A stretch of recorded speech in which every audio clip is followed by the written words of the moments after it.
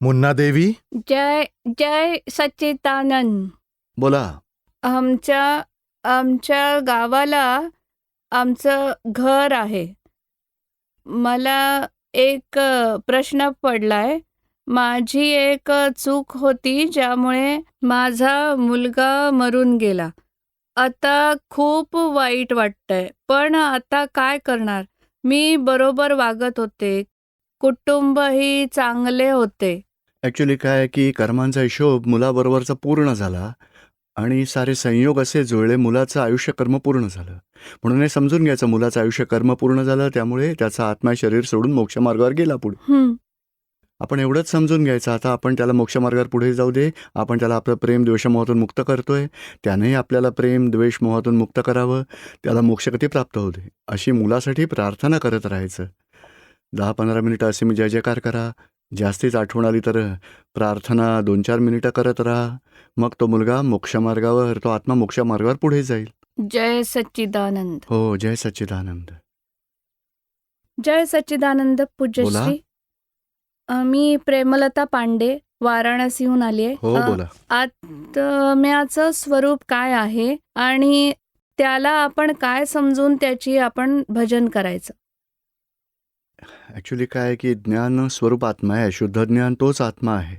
म्हणजे हे जे रिलेटिव्ह ज्ञान आहे ते सगळं प्रेमलतेचं आहे. होय. घरात कढी बनवणं, घर चालवणं, कमावणं, नोकरीधंदा, हे सगळं रिलेटिव्ह ज्ञान आहे. ते सगळं रिलेटिव्ह प्रेमलतेचं आहे. होय. ही प्रेमलता काय करते ते बघणं, जाणणं, तोच आत्मा आहे. म्हणजे त्याला आपण कशा रूपात तो ज्ञानस्वरूप आहे. म्हणजे आता शुद्ध ज्ञानाने पहा, प्रेमलता नाही सांगितलं का, प्रेमलतेकडून कोणाला दुःख दिलं गेलं होय. तर जागृती जी येते तोच जागृत आत्मा आहे बघा. हां.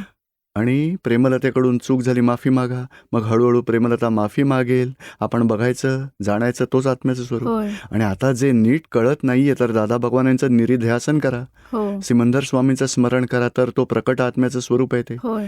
आपल्या अंतरंगातल्या आपण अंतरात्म दशेत आलोय, जागृत आत्म्याची दशा. होय. मूळ भगवान तर पुढेच आहे, ते केवळ ज्ञान स्वरूप आहे. होय. मूळ भगवान ॲब्सोल्यूट दशा असलेले होय. ते भगवानांचं स्वरूप आहे, केवळ ज्ञान स्वरूप, प्रकाशक स्वरूप, जय सच्चिदानंद. न्यायक स्वरूप, आनंद स्वरूप असं आहे. हो. जय सच्चिदानंद. ख्याती. जय सच्चिदानंद पूज्यश्री. बोला. पूज्यश्री, माझा प्रश्न असा आहे, म्हणजे मागील काही वर्षात ज्या चुका झाल्या आहेत, आता जेव्हा मी सामायिक करते किंवा प्रतिक्रमण करते तेव्हा त्या साऱ्या गोष्टी मला तेवढ्या क्लिअर दिसत नाहीत आता. म्हणजे आधी त्या साऱ्या गोष्टी मला खूप जास्त दिसत होत्या आणि मग वाटायचे की आता दररोज यावर काम करावे लागणार. आणि आता जेव्हा त्या सामायिक प्रतिक्रमण करते तेव्हा त्या गोष्टींबाबत असे वाटते की जणू त्या धुतल्या गेल्या आहेत. हा, मग ते बरोबर आहे.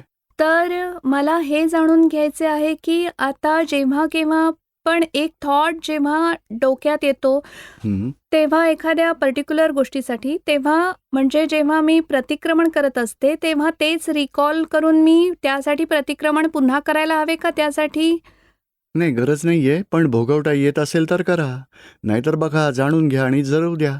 फिल्ममध्ये दिसतंय सीन तर बघायचा आणि जाऊ द्यायचा. ओके, आपण तर माफी मागितली, पूर्ण झालंय.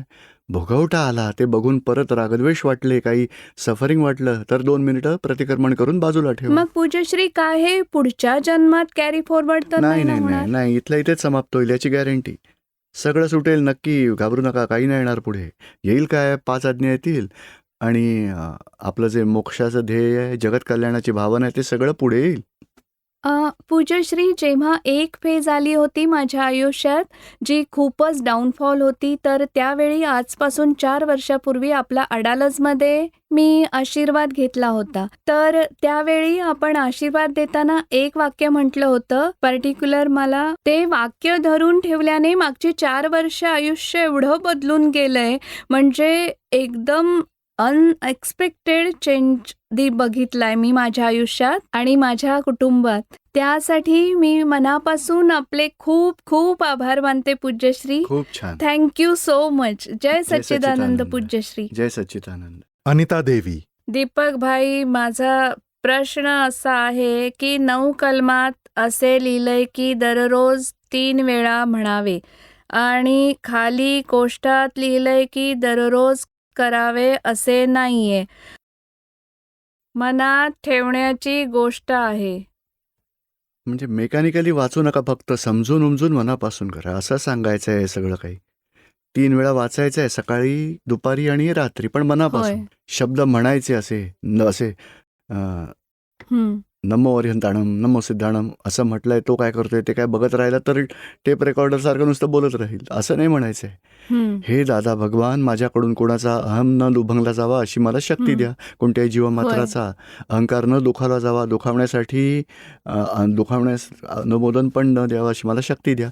असं एक्झॅक्ट शब्दनशब्द त्याचा इम्पॉर्टन्स समजून घेऊन की हा अहंकार दुभंगला जातोय, तर हे असं नको व्हायला, अशी भावना ठेवा तुम्ही. आणि मला सॅदवाद वाणी, सॅदवाद वर्तन, सॅदवाद मनन करण्याची शक्ती द्यावी अशी होय. भावना आहे. म्हणजे मनापासून हे होय. म्हणायचं आहे. आणि समजतंय आता? दीपक भाई, माझा असा प्रश्न आहे की मी भक्ती करताना माझं मन इकडे तिकडे संसारात भटकत राहतं.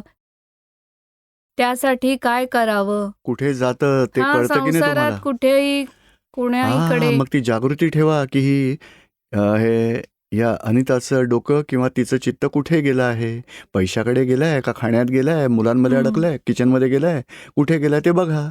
मग तुम्ही तुमचं काम करा, त्याला आपलं काम करू द्या. हां, मी प्रतिक्रमण करते की कोणाला दुःख झालं तर शुद्धात्माच्या सीटवर राहावे. हो बस. हेच आणि प्रतिक्रमण करते आणि तरी अर्धी म्हणजे भक्ती करते, तोपर्यंत डोकं इकडे तिकडे भरकटतं. कधी मुलाचा विचार, सासूबाई बाबत काही ना काही, हो, म्हणजे ते तर तुम्ही त्याचं प्रतिक्रमण करा. जे जे आठवताय ना, त्यांच्याप्रती द्वेष आहे तेच आठवतात.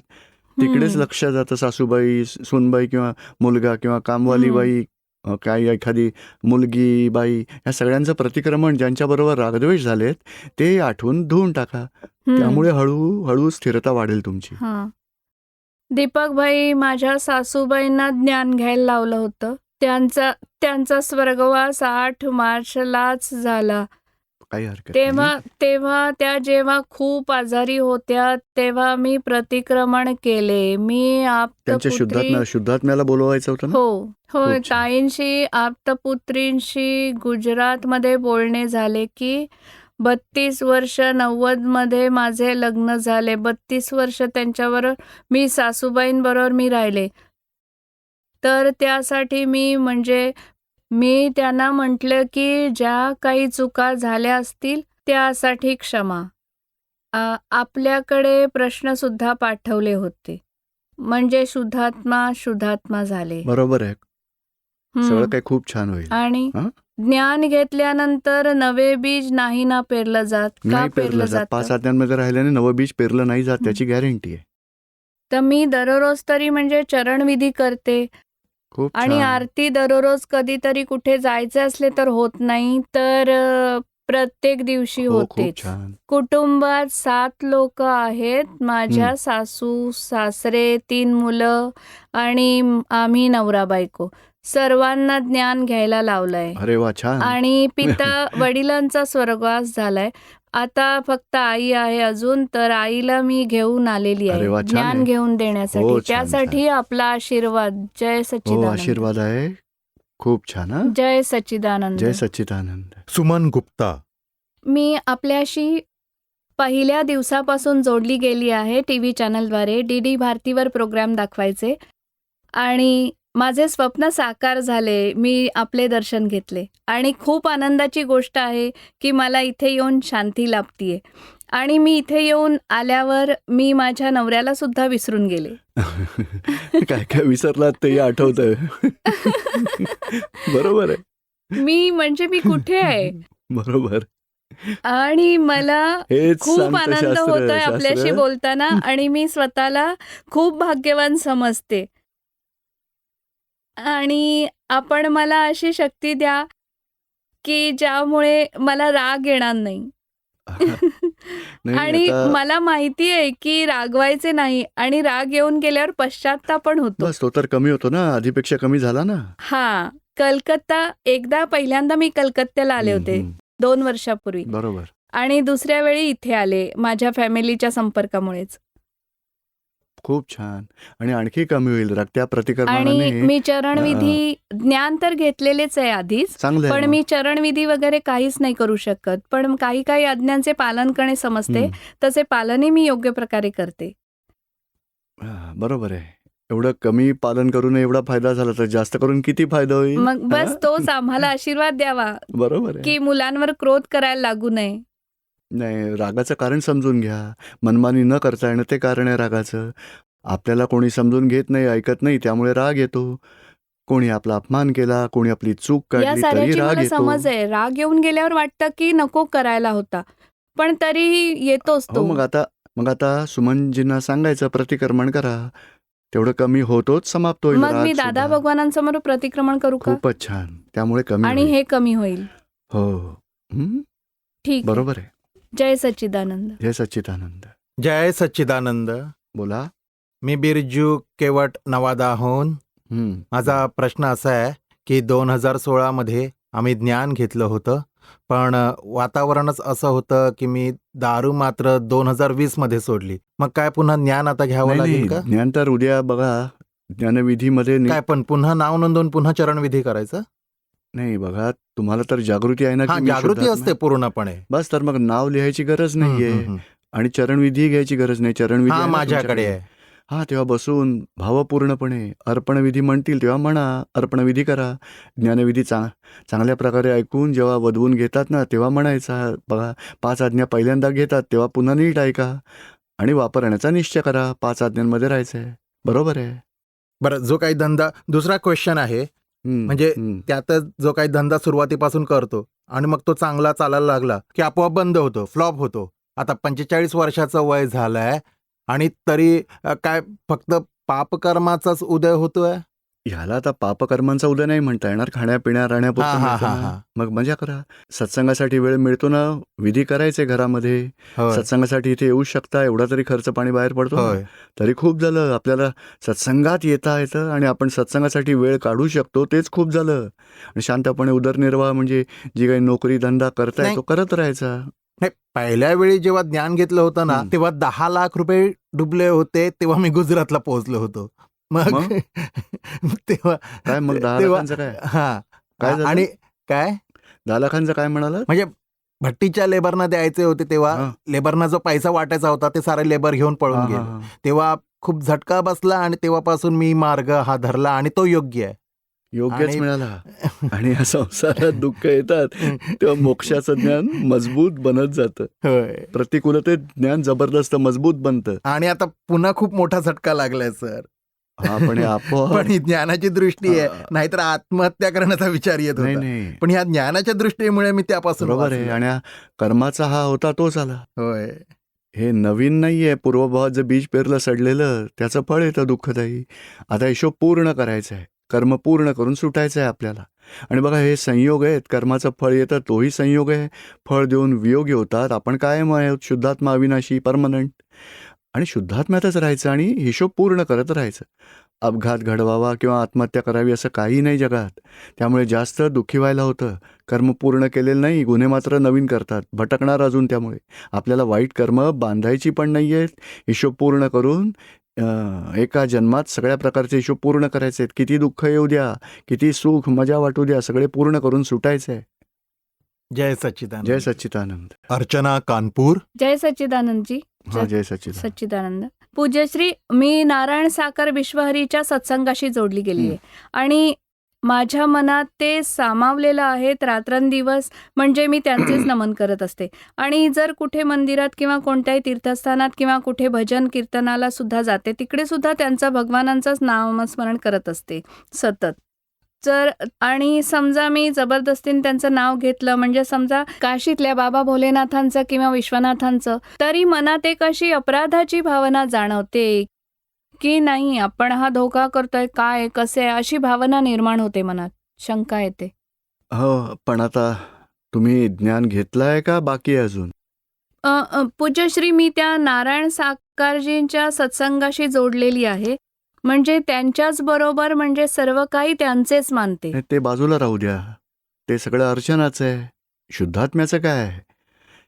ते जे आहे ते अर्चनासाठी ठेवून द्यायचं. जेव्हा आपण शिकतो शाळेत तेव्हा 7वी पर्यंत 7 गुरु होऊन जातात. 8वीत नवीन गुरु येतात, 9वीत नवे गुरु बदलत राहतात. मग त्यानंतर ते बदलतात ना. ते व्यवहार आहे. व्यवहारात तर एक गुरु जाईल, दुसरा गुरु येईल, तोही 2-4 अवतारात नंतर लांब जाईल, तिसरा गुरु येईल. आत्म्याचं ज्ञान शिल्लक आहे. त्यात कोणी गुरु नसतो, कोणी शिष्य नाही बनत. आपण स्वतःलाच ओळखायचं आहे की मी स्वयं कोण आहे. मीच अर्चना, माझा गुरु, माझे गुरु म्हणणारे ते सगळे रिलेटिव्ह झाले. पण आपण स्वयं कोण आहात? अर्चना तर शरीराला दिलेलं ज्ञान आहे, नाव आहे. होय आपण पूज्यश्री. आमच्या आपण स्वतः तिकडे कोण सुद्धा आहात? नारायण साकार हरिप्रभू सुद्धा स्वतःला गुरु नाही म्हणून घेत. नाही ते हो, कोणाला पण शिष्य बनवत. तुम्ही तुम्ही तुम्ही अर्चना आहात का? काय नाव आहे तुमचं? होय, नाव तर अर्चना केसरवानी आहे. हो, मग तुम्ही स्वतः कोण आहात? मी एक आत्मा आहे. हो, पण आता हे माझे गुरु, आत्म्याचा कोणी गुरु नाहीये. आत्मा कोणाचा शिष्यही नसतो. ते तर म्हणजे तुम्ही तर फक्त तिकडे जोडल्या गेलेले आहात. म्हणजे अर्चना जोडली गेली, ती जोडली गेली म्हणतायत. तर मी कोण ते ओळखणं बाकी राहिलंय. पण बघा पूज्यश्री, कुठेही सत्याची साथ असते तिकडे आम्ही जातो. म्हणजे काही हरकत जेव्हा असं नाही. वाटतं की काहीतरी चांगली गोष्ट होते आणि आपण ती ग्रहण हो, करू नक्कीच शकतो. जा. पण एवढं समजून घ्या की आपली आत्म्याची ओळख बाकी आहे. आणि इथे आत्म्याची ओळख होते की मी स्वयं कोण आहे. अर्चना वेगळी आहे. हे तर शरीराला लेबल लावलं आहे, लेबल. जशी दुकानावर पाटी लावतात ना, जनरल ट्रेडिंग कॉर्पोरेशन. म्हणजे पाटी वेगळी, मालसामान वेगळं, शेठ वेगळा. तेव्हा शेठला ओळखत नाही, तो म्हणतो मी जनरल ट्रेडर्स. अरे ती तर पाटी आहे. तुम्ही स्वतः कोण आहात ते ओळखा. तसं इथे अर्चनाला मी मानताय, अर्चना जे करते त्याला मी करते मानताय. ते तर सगळं विनाशी आहे. पण आत्मा अविनाशी आहे. मग विनाशीला कसा काय स्वतःची गोष्ट मानेल? अविनाशीची ओळख करून घ्यायची, अविनाशीचा साक्षात्कार करून घ्या. इथे तेच प्राप्त होईल. म्हणजे उद्यापासून 2 दिवस सत्संगात जरूर या आणि परवा ज्ञानविधी आहे, नक्कीच आत्म्याचं ज्ञान घ्या. अर्चना भलेही नारायण साकार हरी विश्वहरींची भक्ती करू देत, ते जे काय करू देत त्याला. पण तुम्ही तिला पहा, अर्चना नीट करते का नाही करत आहे. तुम्ही शुद्धात्म्याचं स्वरूप प्राप्त करा. मग मोक्ष शुद्धात्म्याच्या स्वरूपाने मोक्ष होईल. अर्चना जी काही भक्ती करेल त्याचं फळ म्हणून पुण्य मिळेल आणि पुण्याच्या फळाने संसारात चांगला नवरा मिळेल, चांगली बायको मिळेल, आईवडील मिळतील, गृहस्थ आश्रम मिळेल, संसारात सुखशांती लाभेल. पण मोक्ष नाही होणार. मोक्ष तर आत्मसाक्षात्कारानंतर. कर्म करणारा हा वेगळा आहे. मी ज्ञाता द्रष्टा आत्मा आहे, अविनाशी आहे. द्रष्टा भावात याल तर मोक्ष होईल तुमचा. बरं पूज्यश्री, जेव्हा आपण स्वप्नात आपलं काही चांगलं वाईट पाहतो तेव्हा स्वप्नात सुद्धा त्यांच्याबरोबर आपण म्हणजे स्वप्नात सुद्धा आपण त्यांच्याबरोबर म्हणजे हो, त्यांचाच चांगलं विचार आहे. करत असतो. बघा, एवढी आराधना केल्यावर ह्या ज्ञानींची लिंक मिळाली आहे तुम्हाला. म्हणजे वाईट काहीच घडलं नाही आहे, चांगलंच आहे. पण आता जेव्हा आपण 10वीतून 11वीत जातो तेव्हा बघा पुढचा कोर्स करायचा का मागचंच गिरवत बसायचं आहे? हां, ह्याचा विचार करा. म्हणजे बघा, आत्म्याची प्राप्ती करायची आहे तर आत्म्याच्या जागृतीत राहायचा, पुरुषार्थही करायचा आणि व्यवहारात जे घर आहे, पती आहे, पत्नी आहे, आई वडील, मुलं सगळ्यांचा व्यवहार पूर्ण करा जबाबदारीचे, कर्तव्याचे आहे. पण आतून हे समजून घ्या की मी आत्मा आहे. मग मोक्षाचा मार्ग खुला होईल. नाहीतर या भक्तीमुळे फळस्वरूपात पुण्य लाभेल आणि संसार मिळेल चांगला. होय पूज्यश्री. हां, जय जय सच्चिदानंद. सच्चिदानंद. उपासना सिंग. जय सच्चिदानंद पूज्यश्री. बोला. माझा प्रश्न असा होता की आयुष्यात जेव्हा कठीण कर्म येतात तेव्हा त्यांना हँडल कसे करायचे? अहो, दादा भगवानांकडे जायचं. दादा भगवानांचा असीम जय जयकार. 1 तास दादाजी भारी कर्म आलंय, समता भावनेने पूर्ण करा, अशी मला शक्ती द्या. बघा, दादाजींच्या कृपेने भारी कर्म हलकं होऊन निघून जाईल. समजा 10 किलो वजनाचा दगड आहे आणि त्या दगडाऐवजी 10 किलो फुलं नुसती फुलं असतील तर त्यामुळे जो धक्का बसेल तसाच आहे. बघा, भारी कर्म एवढं हलकं बनेल. आणि दादा भगवानांकडे शक्ती मागा. दादा भगवान, मी समता भावात राहून सगळं पूर्ण करू शकेन अशी शक्ती द्या.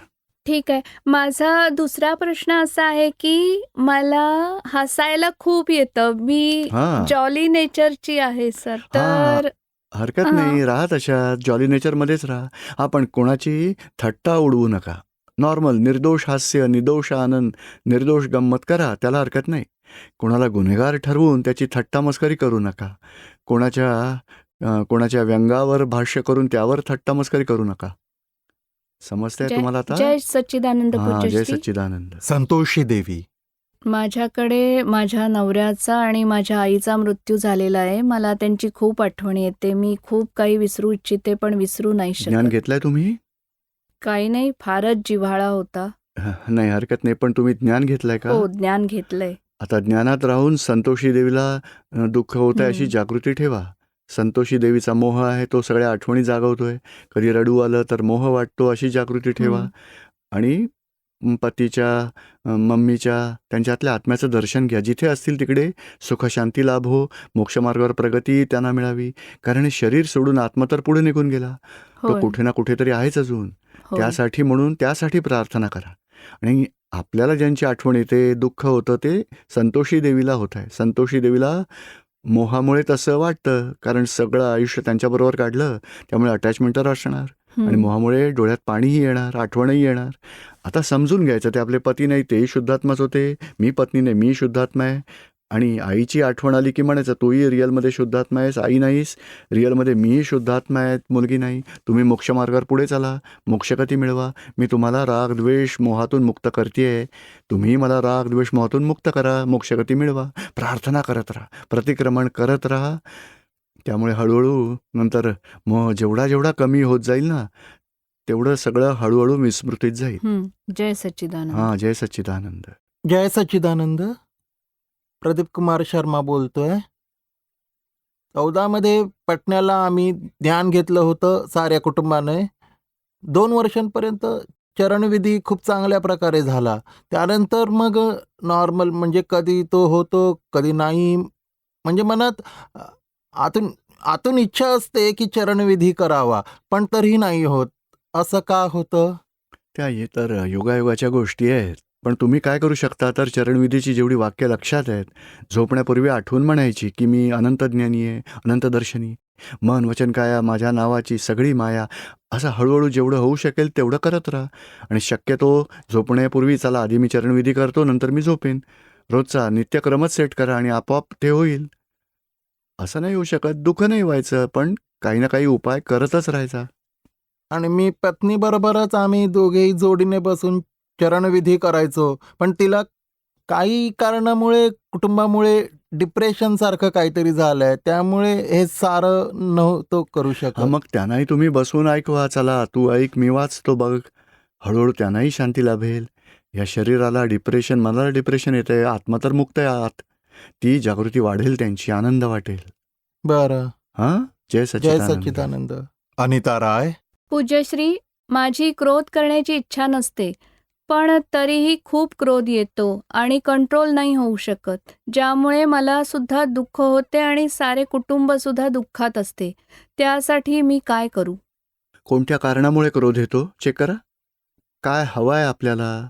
दुसऱ्यांना क्रोध करून दुःख देऊन आपण किती मनमानी करू शकतो. म्हणजे क्रोध आल्यावर आणि कोणत्या कारणाने तो येतो ते चेक करा. काय हवं आहे आपल्याला? आणि कळत नसेल ते आपल्याला, तरी माफी मागत राहा. क्रोधाने दुःख तर नाहीच द्यायचं. चूक झाली आहे, मला अशी चूक करायची नव्हती. आणि बघा, आपल्यावर कोणी सतत क्रोध करत असेल तर आपल्याला ते आवडेल का सांगा? नाही सर. मग इतरांवर क्रोध करून त्याला आपण कसं काय दुःख देऊ शकतो? निश्चय करा, दुःख द्यायचं नाहीये. झालंच तर माफी मागायची आणि समजून काम करायचं.